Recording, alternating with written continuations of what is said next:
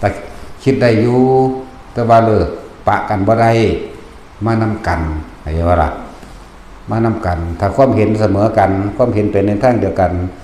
แม้ขัดแย้งกันนิดหน่อยในเทคนิคบางอย่างก็มีความเห็นมีความเข้าใจว่าพวกเขาทำบุญทำทานไปน้ำกันเนาะพวกเขาสร้างบุญบารมีไปน้ำกันเนาะก็มาแต่ว่าถ้าความเห็นไม่ตรงกันชักชวนกันอยู่ในระหว่างสัก3 ปีให้โอกาสจากว่าล่ะถ้าใน3 ปีนั้นแตกหักกันมันบ่ลงกันมาผู้เดียวเสียเวลาจากว่าล่ะ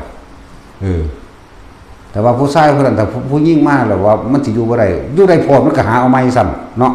ผู้ยิ่งก็คือกันเพราะความอาลัยอาวรณ์ต่างๆนี่เฮาไปคิดมากกันว่าเฮาไปคิดมากเขาสิอยู่จังไดเนาะนั่นนี่อยู่จังไดก็อยู่ไปตายนั่นแหละแม่นเจ้าอยู่นำกันฮักกันเพียงใดก็สร้างเจ้าสิร่ำรวยมหาศาลเพียงใดก็สร้างเจ้าต้องตายจากกันคือเก่าเฮาเห็นหม่องนี้เด้จักว่าทรัพย์สมบัติที่มีอยู่ถ้าคนบ่มีคุณธรรมแล้วบ่รู้จักศีลธรรมบ่สร้างกุศลกรรมบ่สร้างกุศลต่างๆเพื่อเป็นแนวทางธรรมให้เพื่อเป็นทางให้ตัวเองและบุคคลอันเป็นที่รักถึงพระนิพพานได้มีแต่จมกับจุ่มชาตินี้ไปตกนรก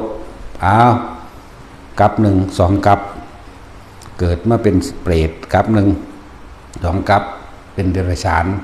แล้วเวียนจากเดรัจฉานนรกเดรัจฉานนรกเดรัจฉานเปรตเดรัจฉานนรกอยู่พ่อสามีเสื้อว่าจะเป็นคนใดมันมันยากขึ้นอย่างนี้เด้มันไม่ธรรมดาเด้สัตว์เดรัจฉานมันกระทำบาปใดไหมนั่นบ่ล่ะเห็นว่าคือในอดีตนิทานแล้วก็เกิดมาเป็นไก่แล้วก็เกิดมาเป็นแมวไปกินลูกไก่กับอาฆาตกันศาสนาให้กูได้เป็นแมวให้กูได้เป็นแนวกินแมวในกินเสือไปได้บัดนี้จังซี่แล้วตะกี้เป็นคนดีๆน้ำกันนี่บ่เป็นคนมีผัวผู้เดียวกันเมีย2มีผัวผู้เดียวกันเมียหลวงนี่เป็นคนหมันเข้าใจว่าแต่ว่าอยากได้ลูกสืบสกุลผัวอยากได้ลูกสืบสกุลก็เลยจำใจต้องไปหาเมียน้อยมาให้ทำท่าเฮ็ดดีน้ำเล็กที่แรกบ่ทันได้มีต่อมากเขามาอยู่น้ำกันอีกปีหนึ่งท้องที่อิจฉาได้บัดนี่โอ้ยตายแล้วกูมันสิแบ่งความรักไปหาเมียผู้น้อยมันสิไปหักลูกหักเมียผู้นั้นก็เลยหายามาปรุงเฮ็ดแท่ง2 ครั้ง3 ครั้งครั้งที่3จังรู้สึกโตได้ว่าคนผู้นี้เฮ็ดยาแท่งให้นั่นแหละแล้วสุดท้ายก็แท่งจนตายได้บัดนี้เลยเกิดอาฆาตเกิดพบได้ชาติใดคอยกูได้ฆ่าลูกมึงคือกันเด้นั่นแล้วจังซั่นแล้วจากต่อมาครับผู้นี้ก็เกิดเป็นยักษ์ซีนีผู้นี้ก็เกิดมาเป็นคนได้ลูกจังได๋ยักษ์ซีนีก็มากินลูกกินไปกินกันมาผู้นี้ก็อาฆาตขึ้นเห็นบ่กูได้กินลูกมึงขึ้นเถอะหน้าเด้บ่ต่อมาก็เกิดเป็นเสือผู้นี้เกิดเป็นกวางออกลูกได้กูก็ไปกินลูกมึง2 ลูก 3 ลูกกวางก็อาฆาตอีกนั่นเห็นบ่สัตว์คิดว่ามันบ่มีบาปบ่สัตว์ทำบุญก็ได้บุญสัตว์ทำบาปได้บาปเด้ดังนั้นแล้วต่อมากูขาผู้นึงมาเกิดเป็นไก่บัดนี้ผู้นึงมาเกิดเป็นแมวพอต้องออกลูกเก็บจังได๋ก็สร้างกูไปกิน2 สุด 3 สุดนั่นแหละหลายอย่างแล้วก็หมุนมาเกิดเป็นคนกับเปิดยักษ์พอดีที่ฤาษีมาเปลี่ยนแปลงให้ได้อยากบ่ล่ะ7 ศาสตร์ได้เขาอาฆาตกับอยู่พ่อสมฤาษีสมัยนั้นอาจจะเป็นพระพัจเจกก็ได้พวกเจ้าให้เศร้าอาฆาตกันซะโดยอดีตพวกเจ้าเนี่ยเคยเป็นแบบนี้เพิ่นสิมีย่านหรือว่า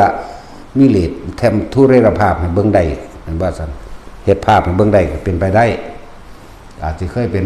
อย่างที่มีบุญคุณต่อกันเรียกว่าเฮ็ดให้ภาพเห็นได้นี่ชาติพวกเจ้าเกิดมานํกันตะกี้เห็นบ่นี่ผัวผู้เดียวกันนี่เป็นคนเจ้าก็แท่งลูกเขาเฮ็ดใส่เขาแบบดีๆไล่มาชาตินี้เจ้าจังสิมาเอากันอีกคือบ่ชาตินี้ผู้นึงไปเป็นยักษ์เหมือนเดิมนั่นแหละเป็นยักษ์เทวดายักษ์ในชั้นจาตุมนี่แหละบ่หรืออาราคายังนี่แหละผู้นี้ก็เป็นคนแต่ว่าคือเป็นคนดีอยู่จักบ่ล่ะก่อนสิบาปกรรมต่อไปเพิ่นก็แสดงธรรมให้ฟังแน่แหละ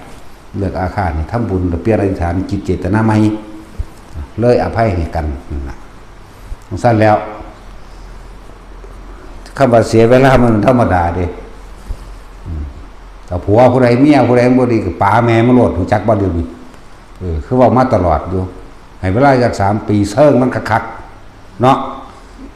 อีห่านี่มันจังไดมันก็บ่ไปทำบากกูเซิงมันคักๆซะก่อนหีมันพังซะก่อนจักว่าล่ะพังบ่เป็นดอกว่าแนวหมดนี่มันบ่แม่นมันขั้นนัสะเนาะโอ้มันบ่ไปแล้วหนีหนีมาฟังทั้งทำมาเอาไม้ก็ได้ตัว เรื่องนี้มันเป็นเรื่องธรรมดาเลยมันเป็นเรื่องที่ตัดยากอีหลีเห็นบ่ล่ะแต่มันเอาไม้กับเอาคนที่มันเป็นศรัทธาเดียวกันปัญญาหรือมีความเห็นร่วมกันเอากับเอาคนที่มีธรรมะเหมือนกันก็จะบ่ล่ะแล้วมักสิคอยสั่งเพิ่มไปเลยดอกโอ้ยมันเป็นเรื่องธรรมดานะเนาะแต่จุยเราบ่ได้มีลูกเราก็ยังบ่กล้าป๋ามาเนาะห่วงโอ้ยอยู่ได้เนาะเลี้ยงพ่อเลี้ยงแม่ด้วยนะกษัตริย์นั่นแหละบริวารมันนั่นแหละความบ่ทันนั่นแหละความบ่เด็ดขาดเดียวของพวกเจ้าความรักนี่ประกอบไปด้วยโสกปริเทวทุกขโทมนัสสุปายาสามีความอิงอ่อยมีความห่วงใยมีความปรุงแต่งมีความว่าเขาสิจังใดนอกูสิบ่เห็นแก่ตัวบ่เอาหนึ่งพ่อแม่ตายก่อนจังมาน้ำกันแต่เด้มันจากมาน้ำกันอยู่เนาะ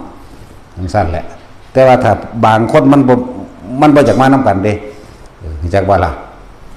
พูดถึงว่าครูที่บ่จากมาน้ำกันถ้าบ่จากมาน้ำกันป่าเลยเลิกเลยสะออนแนงอย่างตายคือเก่าตัว